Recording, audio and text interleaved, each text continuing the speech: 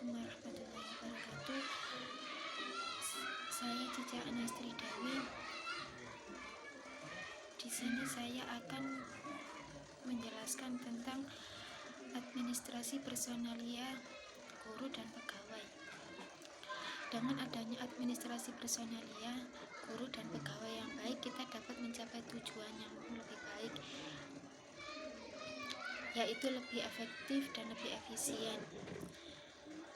Administrasi personalia merupakan unsur pembantu utama yang memungkinkan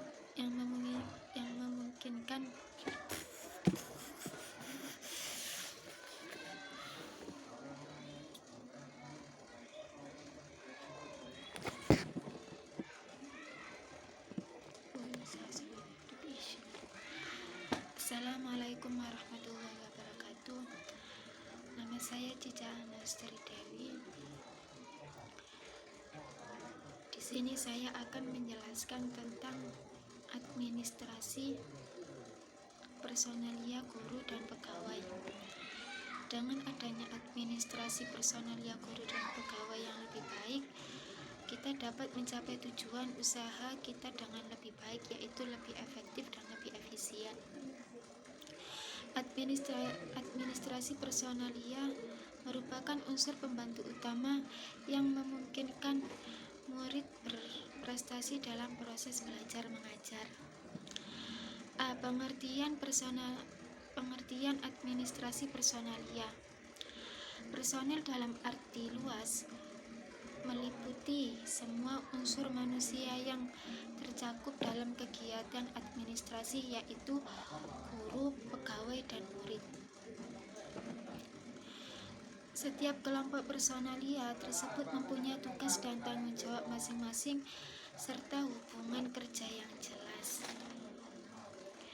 Administrasi kepegawaian adalah segenap proses penataan yang bersangkut paut dengan memperoleh dan menggunakan tenaga kerja demi tercapainya tujuan sekolah yang telah ditentukan. Administrasi personalia pendidikan merupakan seluruh proses kegiatan yang direncanakan dan diusahakan dengan sungguh-sungguh. Jadi, administrasi personalia adalah orang-orang yang melaksanakan tugas untuk mencapai tujuan penyelenggaraan pendidikan dengan baik. B. Organisasi pegawai di sekolah. Organisasi terdiri dari sejumlah unsur dengan sejumlah orang yang disusun secara hierarkis untuk mencapai tujuan.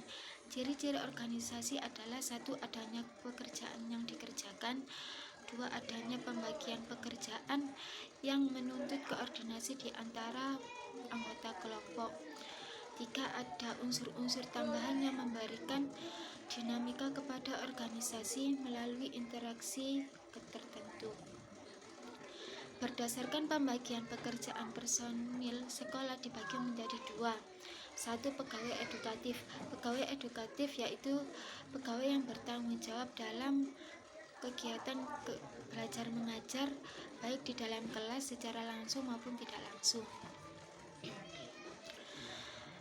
2. Pegawai non-edukatif. Pegawai yang membantu kelancaran kegiatan belajar mengajar sebagai petugas tata usaha maupun penjaga atau pesuruh. Kegiatan administrasi beserta instrumen yang dipergunakan tentang segala sesuatu yang menyangkut masalah personil sekolah. 1. Daftar personil. Daftar personil memuat identitas lengkap tentang diri pegawai atau tenaga administrasi. 2. Daftar hadir guru. Daftar hadir guru dan pegawai. Kehadiran guru atau pegawai di sekolah adalah suatu hal yang mutlak demi berhasilnya tujuan. Oleh karena itu, hendaklah selalu terkontrol oleh kepala sekolah. 3. Daftar kondit adalah daftar yang berisi penilaian terhadap pegawai yang dibuat oleh pimpinan. C. Kegiatan administrasi personalia. 1. Rencana pengadaan personil. Dalam upaya pengadaan personil pendidikan, baik guru atau pegawai perlu dilakukan perencanaan yang matang. Hal ini harus disesuaikan dengan kebutuhan lembaga pendidikan. Dalam membuat pengadaan personil tersebut dilakukan kegiatan 1. Analisis jabatan, 2. Inventaris personil, 3. Pengadaan personil, 2. Penataan pengangkatan dan penempatan calon pegawai personil. Agar para personil dapat melaksanakan tugasnya, perlu memperhatikan beberapa hal tersebut. 1. Latar belakang pendidikan, ijazahnya atau keahliannya. B. Pengalaman kerja. 3. Tingkat karirnya. D. Sikap dan sifat kepribadiannya. Dalam Undang-Undang Nomor 8 Tahun 1974 Pasal 19 dinyatakan bahwa pengangkatan dalam jabatan didasarkan atas prestasi kerja, disiplin kerja, kesetiaan pengabdian, pengalaman dan dipercaya, serta syarat-syarat objektif lainnya. Kegiatan yang dilakukan dalam pengangkatan dan penerima calon pegawai antara lain: A. Pelamar yang telah dinyatakan lulus dapat diterima pengangkatannya menjadi pegawai oleh jabatan yang berwenang. B. Penempatan pegawai guru. 1. Penempatan guru hendaknya didasarkan ke hasil seleksi yang telah ditetapkan. 2. Disesuaikan dengan kebutuhan sekolah. 3. Jarak tempat guru mengajar tidak terlalu jauh. 4. Latar belakang dan pengalaman kerja guru sebelumnya dipertimbangkan. C. Penghasilan atau gaji guru. 1. Calon pegawai berhak memperoleh penghasilan sesuai dengan undang-undang. 2. Pada saat pengangkatan seseorang calon pegawai sesuai dengan Perundang-undangan Nomor 6 Tahun 1976 Pasal 15. 3.